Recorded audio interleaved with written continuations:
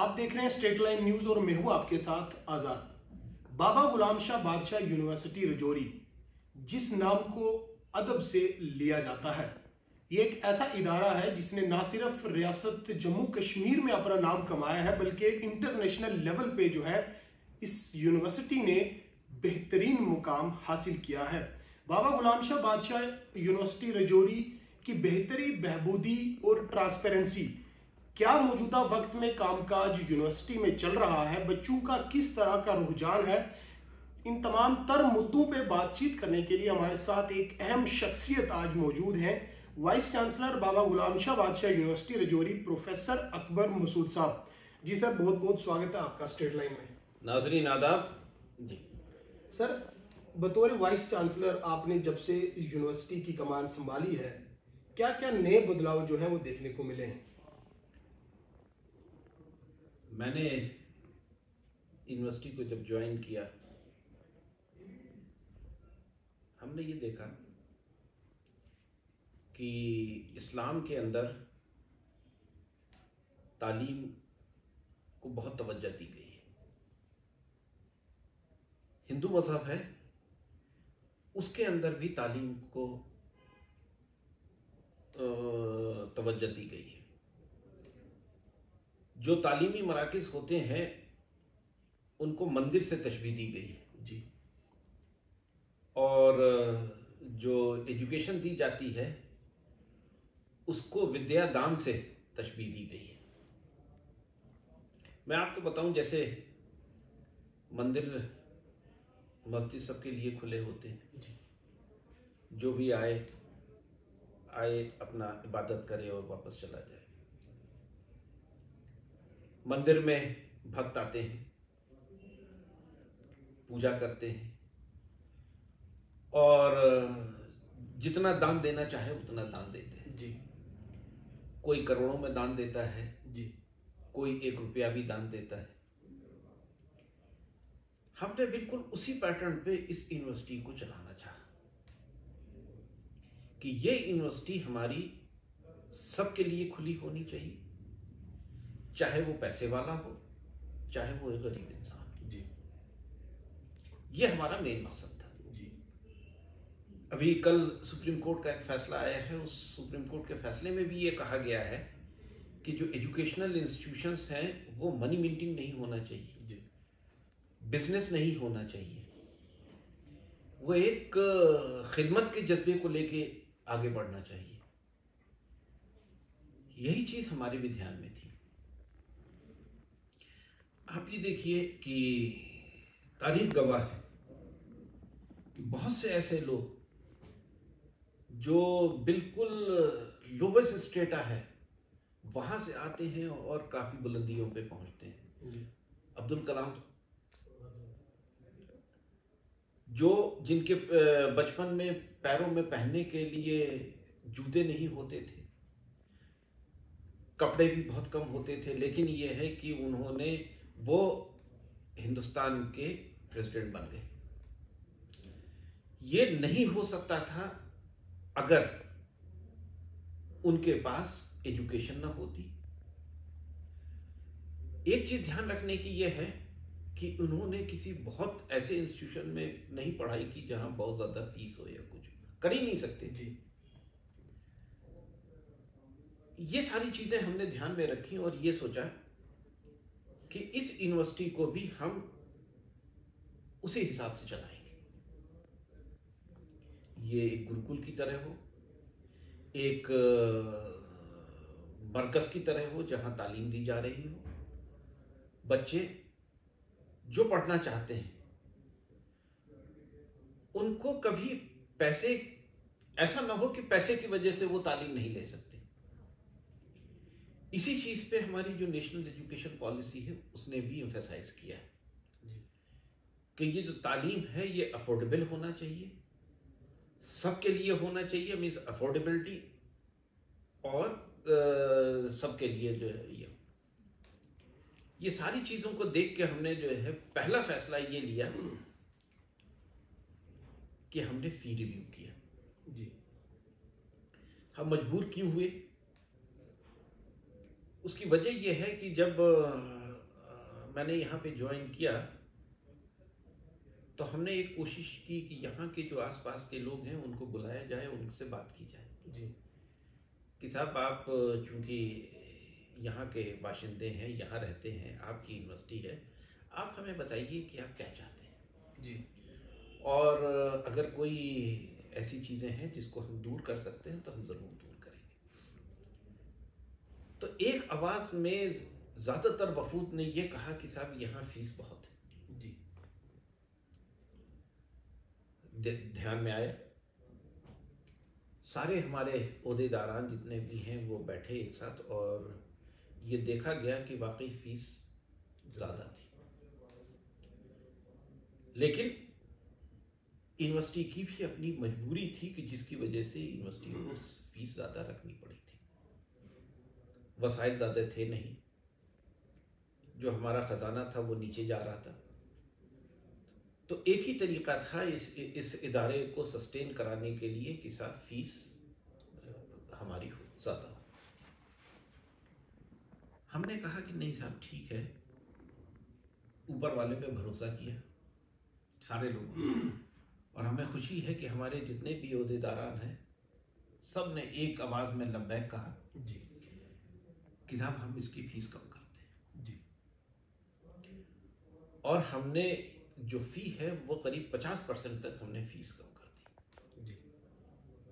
बहुत बड़ा फैसला था क्योंकि एक तो वैसे ही हमारे पास रिसोर्सेस नहीं थे और उस पर 50% फ़ीस कम कर लेना बहुत बड़ी बात है। आपने जब से ज्वाइन किया है, आपका ये तारीखी फैसला आपने जो अभी आप जिक्र किया है कि 50% फ़ी में जो आपने रिलैक्सेशन की है, उसके अलावा सर अगर बात की जाए क्या ऑर्फन स्टूडेंट्स, गरीब गुर्ब जो उससे भी नीचे ज़ुमरे के लोग हैं, ऑर्फन्स की अगर खसूसी बात की जाए, जिन लोगों के माँ बाप नहीं हैं, वो भी इस प्रेस्टिजियस यूनिवर्सिटी में आना चाहते हैं, यहाँ पे तालीम हासिल करना चाहते हैं, उनके लिए सर क्या फ़ैसला लिया गया आपकी तरफ से?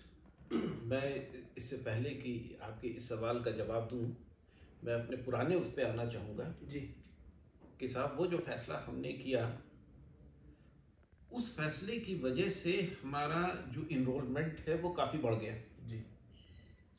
और जब इनरोलमेंट बढ़ा तो जितना हम सोच रहे थे कि हमारी फीस में कमी होगी और हमारे वो कम पैसा आएगा, आप खुश होंगे कि साहब जो हमारा पहले फैसला आता वो फीस आती थी उससे 2 करोड़ में इजाफा हो गया। तो आप ये देखिए कि एक तरफ तो हमारे नंबर ऑफ स्टूडेंट्स बढ़ गए और दूसरा ये हुआ कि हमारा जो इनकम थी वो भी बढ़ गई। तो एक तरह से हमारा भी फायदा हुआ जी और जो यहाँ के गरीब बच्चे हैं उनका भी फायदा हुआ। अब मैं आपको उस पर आता हूँ जी। मैंने अपने पहले रिमार्क में कहा कि हम इस इंस्टीट्यूशन को एज प्रॉफिट मेकिंग इंस्टीट्यूशन नहीं बनाना चाहते, हम चाहते हैं कि ये एक मंदिर की तरह रहे जी, जहाँ हर आदमी आके का अपना जो है वो विद्या दान ले सके। जो ऑर्फन्स होते हैं, जो हमारी सिचुएशन है उसमें ये हो जाता है कि अगर ब्रेड अर्नर की किसी वजह से डेथ हो जाती है, पूरी फैमिली बड़ी मुश्किल में आ जाती है जी। पैसे होते नहीं, कुछ होते नहीं। हमारे बहुत से ऐसे बच्चे हैं जो पढ़ना चाहते हैं, लेकिन ये है कि चूंकि वसाइल नहीं हैं, जो वसाइल थे वो अब ख़त्म हो गए।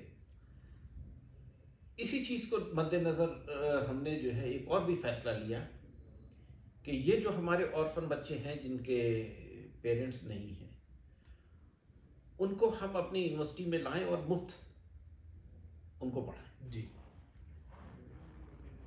बहुत ज़्यादा असर हमारे ऊपर नहीं पड़ा जी। लेकिन ये है कि हमारे इस एक्ट की वजह से बहुत से ऐसे बच्चे थे कि जो ज़िंदगी भर नहीं पढ़ सकते थे, आज वो हमारे सारे कोर्सेज में पढ़ रहे हैं और मेरी दुआ है कि उनकी अल्लाह ताला मुश्किलें आसान करे। जी सर, यहाँ पे एक चीज़ ऐड करना चाहूँगा, अगर सिंपल वे में कहा जाए कि ऑर्फन्स पूरी तरह जो है फ्री में यहाँ पे BGSBU में स्टडी हासिल कर रहा है जी। उसमें हमने ये लिया है कि साहब जिसका फादर गुजर गया जी, उससे हम कोई पैसे नहीं लेंगे जी, जिसकी मदर है और अगर वो कहीं सर्विस नहीं कर रही जी, तो उसका शायद हम 50% लेते हैं जी, या और भी कम। लेकिन ये है कि पूरी हम ये कोशिश करते हैं कि ऐसे बच्चों की मदद हो। जी सर, एक prestigious university Baba Ghulam Shah Badshah university है। मैं आपको एक चीज़ ऐड करना चाहूँगा कि हमारे लोगों की भी बहुत सी तवक्कुआत इस यूनिवर्सिटी से रहती हैं कि ये दिन ब दिन यूनिवर्सिटी जो है हाई लेवल के मुकाम पर जाए।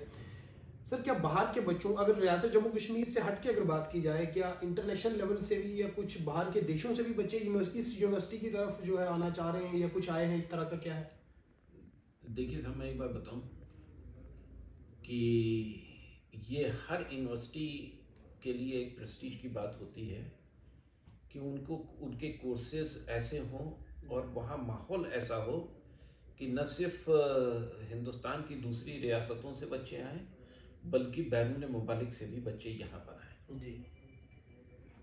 हमने जो इक़दाम किए हैं उसका असर ये हुआ है कि हमारे पास आज हिंदुस्तान की जो दूसरी रियासतें हैं उनके भी बच्चे हैं, वही नहीं हिंदुस्तान के बाहर मुल्क हैं उनके भी बच्चे हमारे पास हैं जी।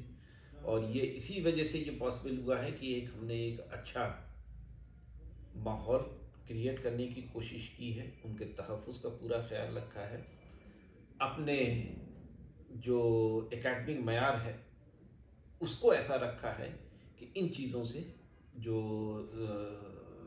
हिंदुस्तान के जो दूसरी रियासतें हैं उनके भी बच्चे आ रहे हैं और हिंदुस्तान के बाहर के भी बच्चे हमारे पास आ रहे हैं। सर, सोसाइटी में एक पैनिक है कि जो जिस लेवल पे पहले बच्चे जो है बाबा गुलाम शाह बादशाह यूनिवर्सिटी में आते थे, उस मयार में ख़ास तौर पर अगर वैली की बात की जाए तो कश्मीर के बच्चे, ये सोसाइटी में एक अफवाह है कि वो यूनिवर्सिटी में जो है आज की डेट में नहीं आ रहे, बच्चों का आना बहुत कम हो रहा है। इस पर सर आपका क्या स्टैंड है?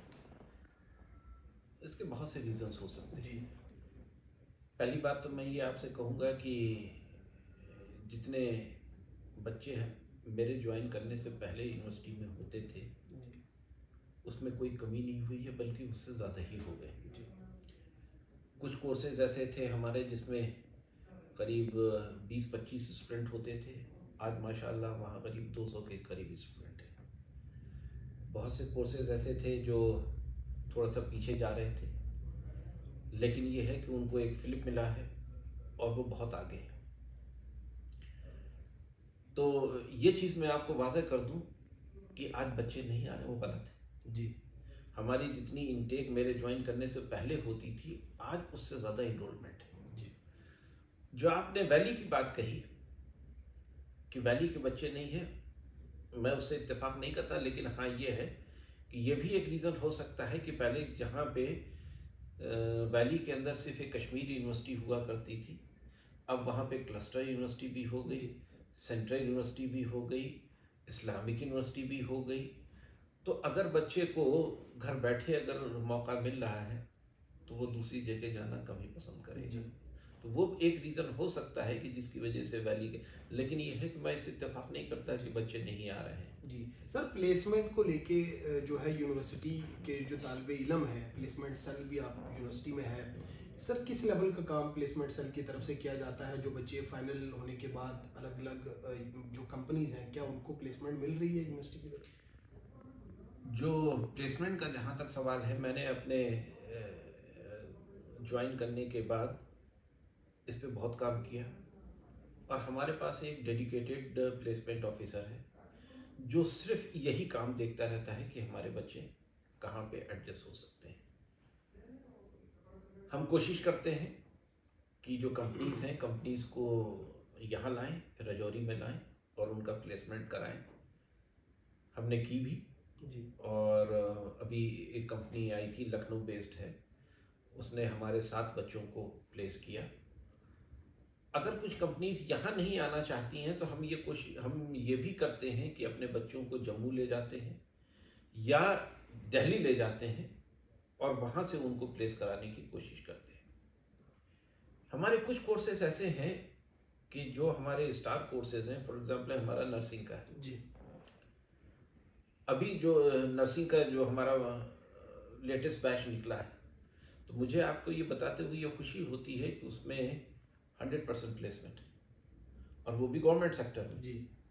तो हम इसमें किसी और यूनिवर्सिटी से पीछे नहीं। जी सर, यूनिवर्सिटी को बतौर वाइस चांसलर आपने जब से संभाला है, सबसे बड़ा यहाँ का जो मुद्दा रहा है, जो बेसिक काम जो है, जो बाबा गुलाम शाह बादशाह यूनिवर्सिटी की जो सड़क है, आज भी हमारे यहाँ इस सड़क की बहुत बद से बदतर हालत है।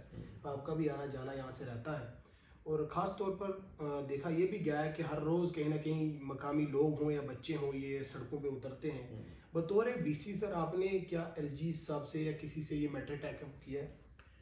देखिए साहब, एक तो चीज़ ये है कि ये जो सड़क है ये हमारे परव्यू में नहीं आती है, लेकिन हाँ ये है कि चूंकि शहर से लेके और इस इदारे तक यही एक कनेक्टिविटी है जी, तो हमारा भी कंसर्न रहता है, और इस कंसर्न को हमने हर लेवल पे उजागर किया है, और हमको ये यकीन दहानी कराई गई है कि इंशाल्लाह बहुत जल्द ये ख्वाब जो है वो पूरा होगा और ये सड़क बन के तैयार हो जाएगी। सर, अगर टीचिंग फैकल्टी की या नॉन टीचिंग स्टाफ की बात की जाए तो काफ़ी अरसा से जो है, लगभग 10 से 15 सालों से जो लोग यहाँ पे तैनात हैं, उनकी सर प्रमोशन को लेके किस लेवल पे आपकी तरफ से काम किया जा रहा है?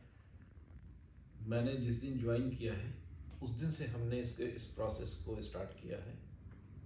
इनका आधा प्रोसेस जो है वो ख़त्म हो चुका है, कि मतलब ये है कि हमने ये देख लिया है कि कौन एलिजिबल है, कौन एलिजिबल नहीं है, और इंशाल्लाह बहुत जल्दी ही हम उनको फाइनल उनका प्रमोशन भी कर देंगे। जी सर, स्टेट लाइन की तरफ से आप बतौर वीसी जो है ओवरऑल क्या मैसेज देना चाहेंगे बच्चों को या फिर मकामी लोगों को, रजौरी वासियों को, क्या कहना चाहेंगे? देखिए साहब, मैं जिस पेशे से वाबस्ता हूँ, मेरा अपना मानना ये है कि ज़िंदगी में अगर आगे बढ़ना है जी, और ये हमारे और भी बुज़ुर्ग हैं जिनका ये कौल रहा है कि ज़िंदगी में आगे बढ़ने के लिए और खुशहाली के लिए कोई रास्ता नहीं है, सिर्फ तालीम का रास्ता है। जी, मैं सारे अपने जो है नाज़रीन को, ख़ास तौर से बच्चों को ये पैगाम देना चाहता हूँ कि बच्चों, जब तक आप इस फेज़ में हैं, सारी चीज़ें आप भूल के अपनी तवज्जो मरकूज़ करिए सिर्फ अपनी स्टडीज़ के ऊपर। और मैं ये नहीं कहता कि आप स्टडीज़ के अलावा खेल कूद मत करिए, वो भी ज़रूरी है। जो आपके मतलब जो भी आपका शौक़ हो, उस शौक़ को आप ज़रूर पूरा करिए, लेकिन वो आपकी एनर्जी एक पॉजिटिव एनर्जी होना चाहिए। वो आपके एक्शंस होना चाहिए कि जिस पे आपके घर वाले नाज कर सकें, आपकी सोसाइटी नाज कर सके और आपकी कंट्री नाज कर सके। जी, बहुत बहुत शुक्रिया। ये थे हमारे साथ बाबा गुलाम शाह बादशाह यूनिवर्सिटी के vice chancellor professor Akbar Masood साहब, जिन्होंने यूनिवर्सिटी के हवाले से स्टेट लाइन से बातचीत की है और यूनिवर्सिटी किन किन बुलंदियों की तरफ जा रही है, तमाम तर मुद्दों पे बातचीत हुई है। स्टेट लाइन के लिए रजौरी से आज़ाद।